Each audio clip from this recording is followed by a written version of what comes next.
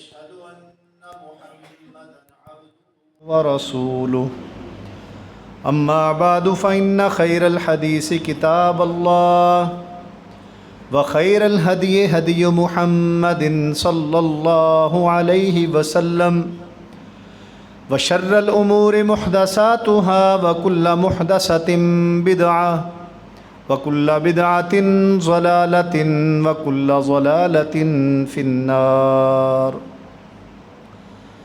يا أيها الذين آمنوا اتقوا الله حق تقاته ولا تموتن إلا وأنتم مسلمون يا أيها الذين آمنوا اتقوا الله وقولوا قولا سديدا يصلح لكم أعمالكم ويغفر لكم ذنوبكم ومن يطع الله ورسوله فقد فاز فوزا عظيما اللهم صل على محمد وعلى آل محمد كما صليت على إبراهيم وعلى آل إبراهيم إنك حميد مجيد اللهم بارك على محمد وعلى آل محمد كما باركت على إبراهيم وعلى آل إبراهيم إنك حميد مجيد۔ تمام قسم کی حمد و ثنا، بزرگی، بڑائی، کبریائی اللہ سبحانہ و تعالیٰ کے لیے۔ بے شمار انگنت درود السلام امام الانبیاء، خاتم النبیین، سید المرسلین، امام المجاہدین جناب محمد الرسول اللہ صلی اللہ تعالی علیہ وعلی آلہ واصحابہ وسلم کی ذات اقدس پر۔ نہایت ہی قابل احترام محترم عزیز بھائیوں، دوستوں، بزرگوں، اللہ رب العزت نے حضرت ابراہیم علیہ السلام کو آزماتے ہوئے جب اپنے بیٹے کی قربانی کا مطالبہ کیا تو ابراہیم علیہ السلام نے اپنے رب کی حکم کی تعمیل کرتے ہوئے اسماعیل علیہ السلام کو لٹا کر ذبح کیا۔ مشہور واقعات وہ سارے ہم بار بار پڑھ چکے ہیں، سن چکے ہیں۔ مقصد نہ کوئی گوشت ہے نہ کوئی خون ہے، مقصد ہے اللہ کا قرب اور اللہ کی فرما برداری کرنا۔ کہ کون کرتا ہے؟ کہ اللہ تعالیٰ نے جو حکم دے دیا ہے اس کے مطابق عمل کون بجا لاتا ہے۔ اور اولاد سے بڑھ کر پیاری کوئی ہستی دنیا میں نہیں ہوتی۔ ہر انسان کو اپنے بچے بہت ہی عزیز ہوتے ہیں، بہت پیارے ہوتے ہیں۔ تو اللہ رب العزت نے ابراہیم علیہ السلام سے اولاد کی قربانی مانگی۔ اگر اس دن اسماعیل علیہ السلام ذبح ہو جاتے تو ممکن ہے آج ہم بھی اپنے بچوں کی قربانیاں کر رہے ہوتے۔ رب کا حکم تھا، ہر دور میں قربانی کا انداز مختلف رہا ہے۔ آدم علیہ السلام کے دور میں بھی قربانی کی جاتی تھی تو آسمان سے آگ آتی تھی، اس قربانی کو جو ہے نا پوچک لیتی تھی۔ تو ابراہیم علیہ السلام کے دور میں یہ اس طرح کی قربانی آ گئی، اور اللہ تعالیٰ نے پھر وہ ایک جنت سے جو مینڈا بھیجا وہ ذبح ہو گیا۔ اور اس سنت کو آج ہم اس لیے بجا لا رہے ہیں کہ اس سنت کو ہمارے پیارے پیغمبر علیہ السلام نے جاری رکھا ہے۔ یہ بھی یاد رکھیں کہ ابراہیم علیہ السلام کی سنت ہے، لیکن اگر رسول اللہ صلی اللہ علیہ وسلم اس قربانی کو نہ کرتے یا ہمیں کرنے کا حکم نہ دیتے تو ہم نہ کرتے۔ یہ حج جو ہے نا، قربانی، حج، یہ ساری کی ساری یاد ابراہیم علیہ السلام کے گھرانے کی ہے۔ خانہ کعبہ کو دیکھتے ہیں تو ابراہیم علیہ السلام اور اسماعیل علیہ السلام یاد آتے ہیں کہ کس طریقے سے انہوں نے اس کی تعمیر کی تھی۔ زمزم کا کنواں دیکھتے ہیں تو اسماعیل علیہ السلام کے ان قدموں کی یاد آتی جہاں سے پانی اللہ نے جاری فرمایا تھا۔ صفا مروہ کے دوران چکر لگانے کو حضرت اماں ہاجرہ سلام اللہ علیہ ان کی یاد آتی ہے کہ کس طریقے سے وہ دوڑی ہوں گی اپنے بچے کی پیاس بجھانے کے لیے۔ اور پھر قربانی کا موقع آتا ہے تو پھر قربانی میں بھی اسماعیل علیہ السلام اور ابراہیم علیہ السلام یاد آتے ہیں۔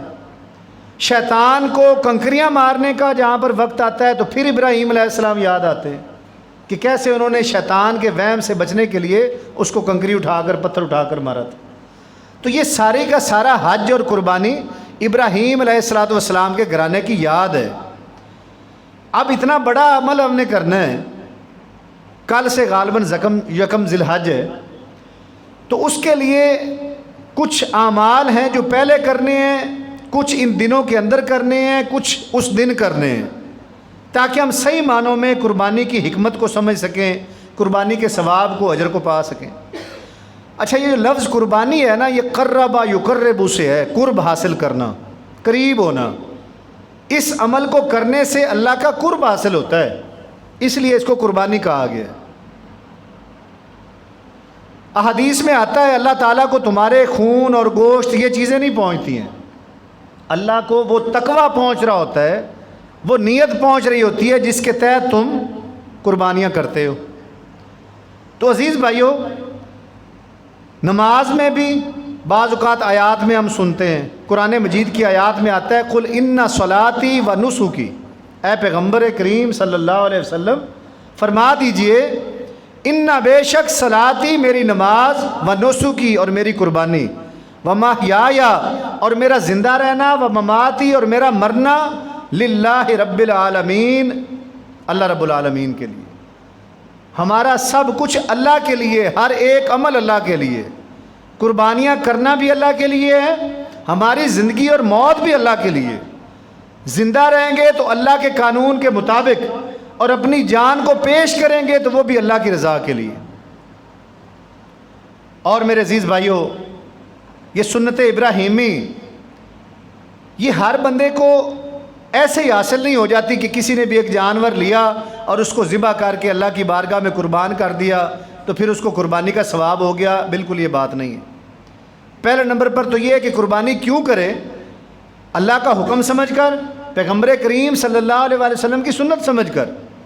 فصلی لربک وانحر، اللہ حکم دیتے ہیں کہ نماز پڑھیے اور اپنے رب کے لیے قربانی کیجیے، نحر کیجیے۔ یہ اللہ کا حکم ہے، یہ آپشنل نہیں ہے۔ آپشنل کا مطلب اختیاری نہیں ہے کہ جس کا دل کرے کر لے، جس کا دل کرے نہ کرے۔ جس کے پاس بھی استطاعت ہے اس کو قربانی کرنی ہے۔ دوسری دلیل کیا ہے؟ حضرت سفیان البجلی رضی اللہ تعالیٰ عنہ سے روایت ہے، فرماتے ہیں کہ زہینا مع رسول اللہ صلی اللہ علیہ وسلم، کہ ہم نے نبی کریم علیہ الصلوۃ والسلام کے ساتھ قربانی کی، اضحیۃ ذات یوم، ایک دن، فَإِذَا أُنَاسٌ قَدْ ذَبَحُوا ضَحَایَاهُمْ، ہم جب قربانی کرنے کی نیت سے جا رہے تھے نا تو کچھ لوگوں کو ہم نے دیکھا کہ انہوں نے قربانیاں کر لی تھیں قبل الصلاۃ، نماز سے بھی پہلے، عید کی نماز سے پہلے قربانیاں کر چکے تھے۔ فَلَمَّا انصَرَفَ، جب ہم اپنی قربانی کر کے لوٹے، رآہم النبی صلی اللہ علیہ وآلہ وسلم، تو نبی کریم علیہ الصلوۃ والسلام نے ان کو دیکھا، انہم قد ذبحوا قبل الصلاۃ، کہ یہ وہ لوگ ہیں جنہوں نے نماز سے بھی پہلے اپنے جانوروں کو ذبح کر دیا۔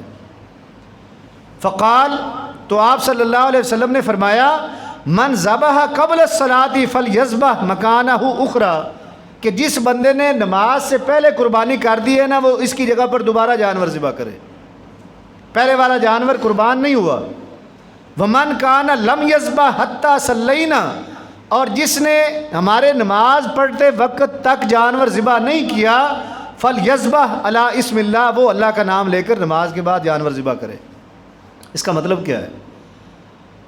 نیت بھی اچھی تھی، صحابہ کرام تھے، اچھی نیت تھی ان کی، نبی کریم کی صحبت میں تھے، رزق حلال بھی تھا، صرف ان کی نیت یہ بنی، اس کی تفصیل میں کئی اور روایات بھی آتی ہیں، انہوں نے سوچا یہ کہ جب ہمارے دیگر مسلمان بھائی قربانیاں کر کے ہٹیں گے نا تو ان سے پہلے ہم اپنا گوشت تقسیم کر کے گھروں میں ان کے لیے وہ پک رہا ہوگا، وہ جلدی سے نہ کھا بھی لیں گے۔ مقصد کیا تھا؟ فاستبقوا الخیرات، کہ نیکی میں جلدی کرنا۔ اب اس مسئلے کا علم نہیں تھا تو رسول اللہ صلی اللہ علیہ وآلہ وسلم نے فرمایا کہ تمہاری قربانی نہیں ہے، ہاں وہ ایک صدقے کا گوشت، عام اللہ کی راہ میں قربانی کا گوشت ہو گیا، عید قربان اسی کی ہے جس نے نماز پڑھنے کے بعد اپنے جانور کو ذبح کیا۔ تو اس سے یہ بات پتہ چلتی ہے کہ کچھ لوگ ایسے بھی ہوتے ہیں، اس میں مختلف فتاوی ہیں، کہ ایک بندہ نماز پڑھتا ہی نہیں ہے قربانی کی، تو کیا اس کی بھی قربانی جائز ہوگی؟ یا امت کی طرف سے کہیں پر بھی نماز ہو گئی کسی علاقے کے اندر، تو اس دوسرے علاقے کے لوگ اس وقت پر قیاس کرتے ہوئے بھی قربانی کر سکتے ہیں۔ تو ہر شخص کا معاملہ اپنے ساتھ ہے کہ جو بندہ نماز پڑھ لے گا نا اس کے بعد اس نے قربانی کرنی ہے، وہ کسی کی نماز پر قیاس نہیں کرے گا۔ عید کی نماز پڑھے اس کے بعد جا کر اپنا جانور ذبح کر دے، لوگوں کو نہ دیکھے کہ انہوں نے پڑھ لیے تو میں نے۔ ممکن ہے کسی مجبوری سے اگر وہ جماعت سے رہ گیا ہے، کچھ لوگ دوبارہ ملتے ہیں، وہ دوبارہ جماعت کر عید کی نماز کروا کے عید کی نماز پڑھ لے اور اس کے بعد جا کر اپنی قربانی کرے۔ لیکن مسئلہ یہاں پر یہ بھی آتا ہے کہ جس طریقے سے نماز کے دیگر مسائل سے ہماری عوام اکثر لا علم ہے، تو جس کسی کی قربانی کی نماز بھی رہ جاتی ہے نا، تو اس کو پھر سمجھ نہیں لگتی کہ اس کو اب دوبارہ کیسے پڑھیں گے، کس کو کہیں گے، چلو جی بس دوسروں کی ہو گئی ہے تو میری بھی ہو گئی ہوگی، ساتھ چل کے قربانی کر لیتے ہیں۔ نہیں، ڈھونڈے کسی کو، حتیٰ کہ کوئی پہلے پڑھ چکا ہے اس کو بھی ساتھ شریک کر سکتا ہے کہ آئیں بھائی میری نماز رہتی ہے، میرے ساتھ مل کر نماز ادا کروا دو، دوبارہ نماز ادا کریں۔ تو قربانی کے جانور کو جب ہم پسند کرتے ہیں، مشہور شرائط ہیں اس کے لیے کہ جی کون کون سی شرطیں ہوں، کس طرح کا جانور ہو۔ پہلی شرط جو ہے نا قربانی کے قبول ہونے کی، یہ یاد رکھیے گا، یہ صرف قربانی سے تعلق نہیں رکھتی ہے، یہ نمازوں سے بھی تعلق رکھتی ہے، یہ روزوں سے بھی تعلق رکھتی ہے، حج اور زکوٰۃ کے ساتھ بھی تعلق رکھتی ہے، کہ جس بندے کا عقیدہ توحید کا نہیں ہے نا، اس کی کوئی عبادت قبول نہیں ہے۔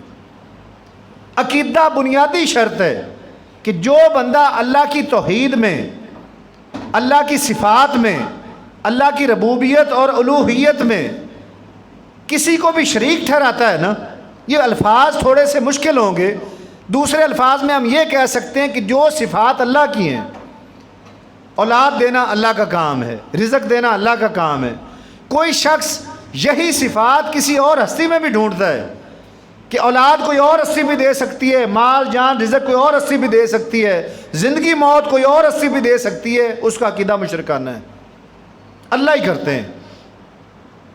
اسی طریقے سے اللہ کے رب ہونے میں شک کرے یا کسی کو شریک ٹھہرائے، رب ہوتا ہے پالنے والا، کسی اور کو داتا یا غوث انسان سمجھ بیٹھے نا تو وہ اپنے عقیدے کی فکر کر لے کہ رب صرف ایک ہے، رب الارباب، تمام ربوں کا رب جو ہے نا وہ اللہ تعالیٰ کی ذات ہے۔ اب ایک بندہ عقیدے پر فکر نہیں کرتا، عقیدے کا علم حاصل نہیں کرتا، اور صرف اسی بات پر وہ گمان کیے رکھے جی میرے پاس تو علم نہیں ہے۔ بھائی علم لے نا، اس کو بنیادی چیزوں کا کم از کم اسلام کے بنیادی عقائد کا علم لینا ہوگا ہر مسلمان کو۔ 6 بنیادی عقیدے ہیں۔ آمنت باللہ، اللہ پر ایمان۔ کیسا ایمان؟ ہمیں وہ بچپن میں یاد مسجدوں میں کروایا گیا تھا، ایمان مفصل کے نام پر اور ایمان مجمل کے نام پر۔ آمنت باللہ و ملائکاتہ و کتبہ و رسلہ والیوم الآخر والقدر خیرہ و شرہ۔ تو تقدیر پر ایمان ہے، فرشتوں پر ایمان ہے، آخرت پر ایمان ہے، آسمانی کتابوں پر ایمان ہے، رسولوں پر ایمان ہے، اللہ پر ایمان ہے۔ یہ کیا صرف ایک عربی جملہ یاد کر کے ایمان لانا ہے؟ بالکل نہیں، وہ عربی عبارت نہیں یاد کرنی۔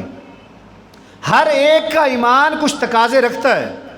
اللہ پر ایمان ہے، اس کا تقاضا ہے، رسولوں پر ایمان ہے، اس کا بھی تقاضا ہے، آسمانی کتابوں پر ایمان ہے، وہ بھی تقاضا کرتی ہیں، فرشتوں پر ایمان، آخرت کا ایمان ہے، اس کا بھی تقاضا ہے، اور اس کے انسانی جسم پر اثرات ہیں۔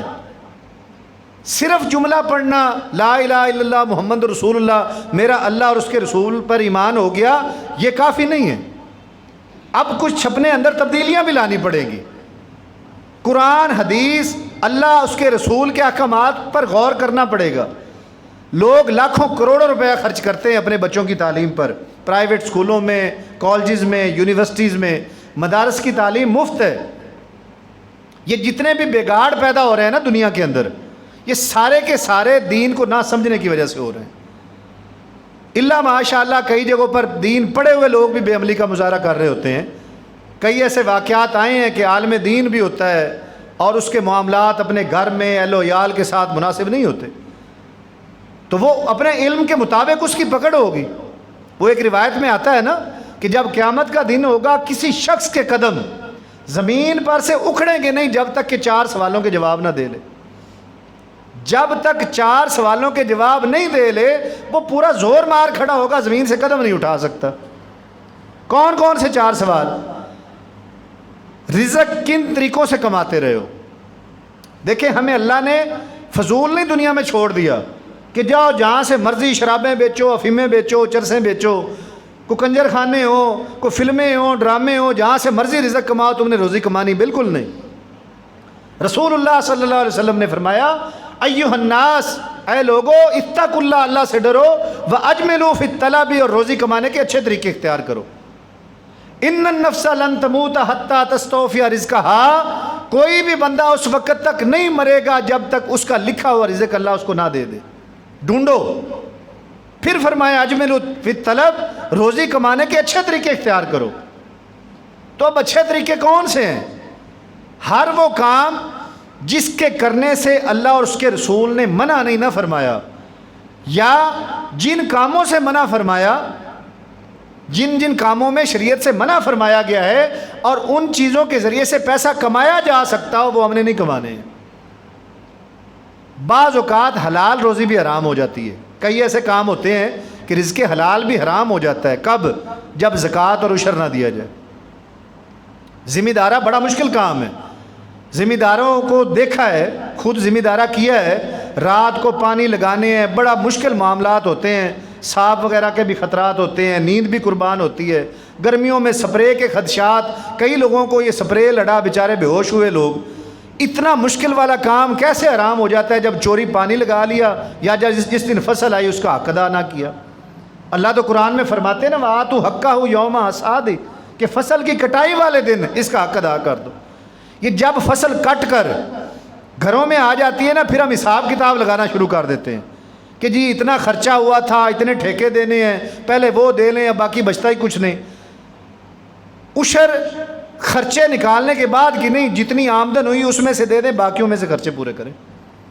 یہ ایک الگ ذیلی بات ہوگی. کہاں سے کمایا؟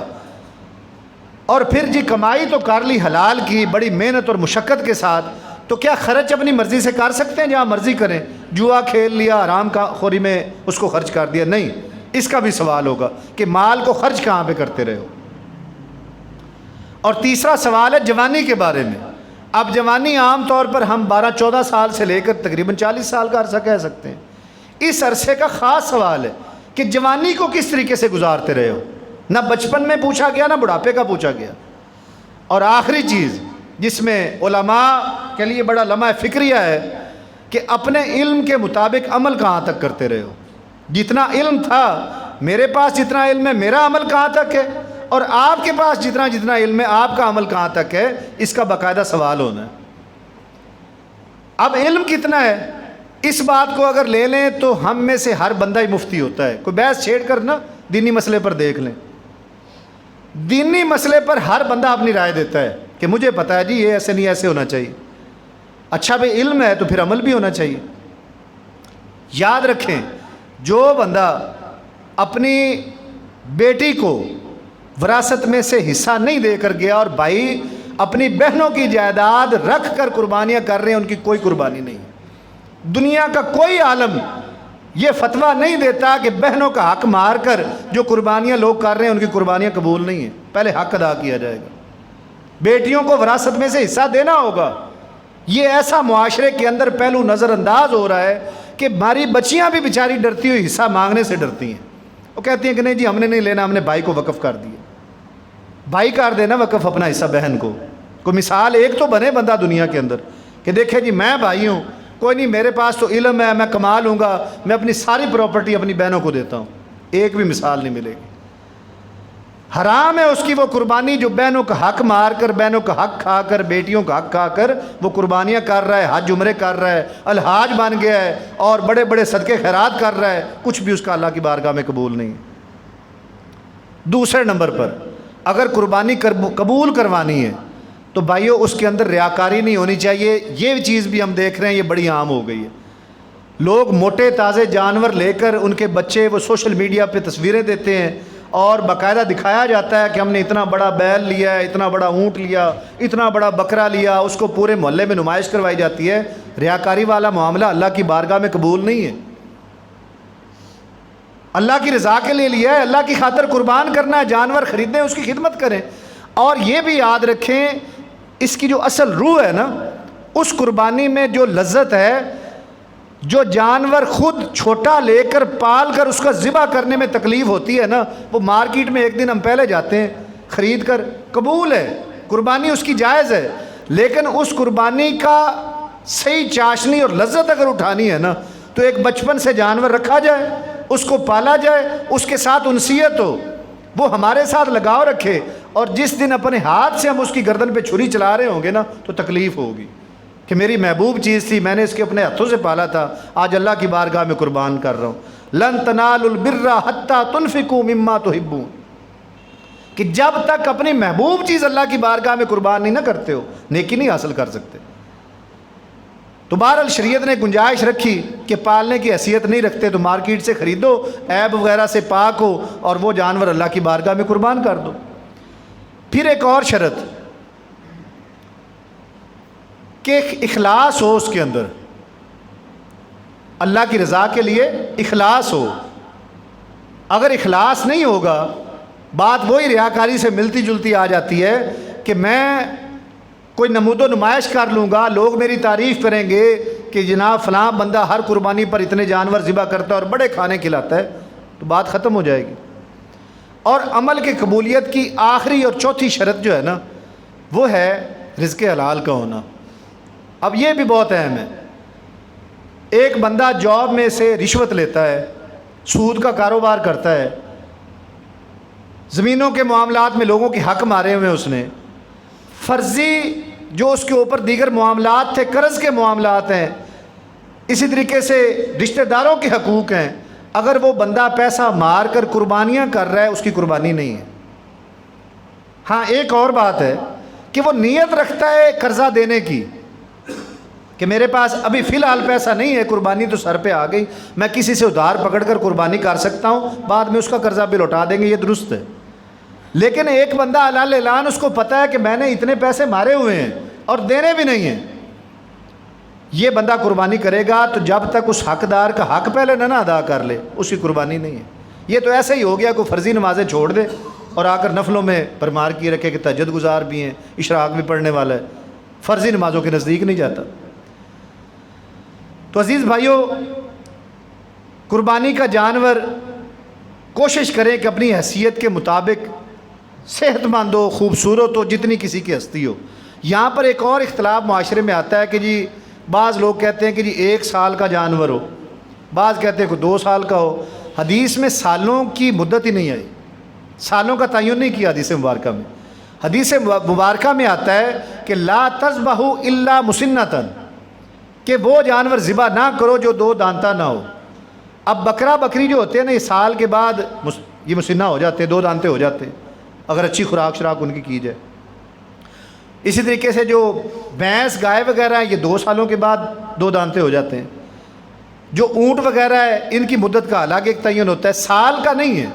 بعض لوگ کہتے ہیں جی سال کا ہو گیا ہے، اور یہ بھی بعض ہمارے علماء یا مولوی حضرات جنہوں نے کھالیں لینی ہوتی ہے نا، وہ لوگوں کے پیسے ضائع کروا دیتے ہیں کھال کی خاطر کہ سال کا ہے نا، بس ٹھیک ہے تم لگا دو۔ کئی دفعہ میں نے خود یہ گاؤں کے اندر یہ مسائل ہوئے کہ جانور کا کان کٹا ہوا ہے، یا اس نے کوئی اس کا دم کٹی ہوئی ہے، یا لنگڑا کے چل رہا ہے، وہ قاری صاحب نے کھال کی نیت سے اس کو کہا کر دو ہو جائے گی تمہاری قربانی، جانور اس کا ضائع کروا دیا، لوگوں کی قربانی ضائع کروا دی۔ تو کھال کا مصرف بھی یاد رکھیں، یہ کسی مولوی صاحب کے حق میں نہیں ہے کہ وہ اسی کو دینی ہے، یہ امام مسجد کا حق نہیں ہوتا ہے۔ جو احکام قربانی کے گوشت کے ہیں نا، کلو واکلو وداخرو، کھاؤ بھی کھلاؤ بھی ذخیرہ بھی کر سکتے ہو، کھال کو بھی اسی طریقے سے خود بھی رکھ سکتے ہو، کسی کو دے بھی سکتے ہو۔ یہ کوئی ضروری نہیں ہے کہ کھال کو لازمی وقف کیا جائے گا، اور وقف کیا جائے گا تو امام مسجد کو کیا جائے گا۔ جس کو آپ سمجھتے ہیں کہ وہ غریب ہے، مسکین ہے، اس کے فائدے میں ہو جائے گی، اس کو دے دیں، کوئی مسئلہ نہیں۔ وہ کوئی سفید پوش انسان بھی ہو سکتا ہے، کوئی ٹیچر ہے، کوئی محلے میں ایسا بندہ ہے جو دکاندار ہے، اس کی بیچارے کی دکان چھوٹی سی چلتی، خرچے بڑے مشکل سے پورے، اس کو دے دیں، اللہ قبول فرما لیں گے۔ تو یہ سارے معاملات بے شمار احکام و مسائل ہیں۔ آخری بات یہ ہے عزیز بھائیوں، یہ جب کسی موقع پر ہم آتے ہیں نا، کوئی خاص موقع آتا ہے تو اس کے مسائل جمعہ میں بھی بیان ہونے شروع ہو جاتے ہیں یا معاشرے میں۔ دین کا بنیادی علم نہ ہر بندہ لازمی حاصل کرے، بنیادی علم جو ہمارے سال کے اندر واسطے پڑھتے ہیں نا، ایک لسٹ بنا لی جائے کہ میری نمازیں ہیں یہ ضروری ہیں، روزے ہیں روزوں کے احکام و مسائل، نمازوں کے احکام و مسائل، حج کے احکام و مسائل، قربانی کے احکام و مسائل، نکاح طلاق کے احکام و مسائل، جن کا واسطہ روزمرہ زندگی میں پڑتا ہے نا، وہ درس نظامی کی ڈگری کوئی نہ بھی لے 6 سالہ، لیکن وہ ایک چھوٹا سا یہ کورس روٹین میں علماء کے پاس کرے، پہلے خود پڑھنا شروع کر دے۔ اسلام 360 ایپ ڈاؤن لوڈ کریں، اس میں سے مطالعہ شروع کریں، جو چیز مشکل لگے وہ علماء سے ڈسکس کر لیں کہ جی یہ مسئلہ میں نے پڑھا ہے، مجھے اس کی سمجھ نہیں ہے، ذرا بتا دیں۔ اپنی دکان میں بیٹھ کر پڑھ سکتے ہیں، اپنے دفتر میں بیٹھ کے پڑھ سکتے ہیں، معاشرے میں پڑھ سکتے ہیں۔ یاد رکھیے گا قیامت کے دن یہ عذر قبول نہیں ہوگا کہ اللہ مجھے علم نہیں تھا۔ اگر اللہ نے عقل سلیم دی ہوئی ہے نا، ہمارے پاس عقل ہے، فطرت ہے، تو پھر اس کے لیے کوشش لازمی کرنی ہوگی۔ اگر کوشش نہیں کریں گے، دین کا علم نہیں لیں گے اور جاہل مر جائیں گے، اور قیامت کے دن ہماری اسی بنیاد پر پکڑ ہو گئی، معافی نہیں ہے۔ اللہ تعالیٰ کی بارگاہ میں دعا ہے کہ اللہ رب العزت ہمیں عمل کی توفیق دے۔ پچھلے خطبہ جمعہ میں بھی میں نے کہا تھا کہ ہمارے حبیب الرحمان بھائی ماشاءاللہ ان کا وہ سٹنٹ ڈلا ہے، صحت یاب ہیں، اللہ ان کو مزید صحت کاملہ سے نوازے، ان کے لیے دعا بھی فرمائیں، اور انشاءاللہ ان کی تیمارداری بھی کرنی ہے۔ اور دوسرے نمبر پر یہ کیونکہ کل ذی الحج کا مہینہ شروع ہو رہا ہے، تو آج ناخن وغیرہ کٹوانے، بال کٹوانے یہ آج کر لیں۔ ایک صحابی آیا، کہا یا رسول اللہ میرے پاس قربانی کی طاقت نہیں ہے، تو کیا میرے پاس ایک دودھ دینے والی بکری ہے جس سے میں اپنے اور اپنے بچوں کا پیٹ پالتا ہوں، وہ قربان کر لوں؟ تو آپ نے فرمایا تم ایسے کرو کہ جس طریقے سے حجاج ذی الحج کے چاند سے پہلے اپنے بال چھوڑتے ہیں، صاف کر لیتے ہیں اور ناخن کاٹ لیتے ہیں، اس کی پیروی کرتے رہو، اور جس دن وہ اپنے سر منڈوائیں گے، ناخن کاٹیں گے، بال کاٹیں گے، تم بھی ویسے کر لینا، تمہیں قربانی کا ثواب مل جائے گا۔ اب جو بندہ قربانی کی حیثیت نہیں رکھتا، وہ اسی طریقے سے اپنے آج ناخن کاٹ لے، بال کٹوا لے اور حجاج کی طرح چلتا رہے، تکبیرات پڑھتا رہے، دیگر عبادات کا اہتمام کرتا رہے، اور قربانی کی نماز کے بعد وہ اپنے بال بھی کٹوا لے، ناخن بھی کٹوا لے، اللہ اس کو بھی قربانی کا اجر عطا کریں گے۔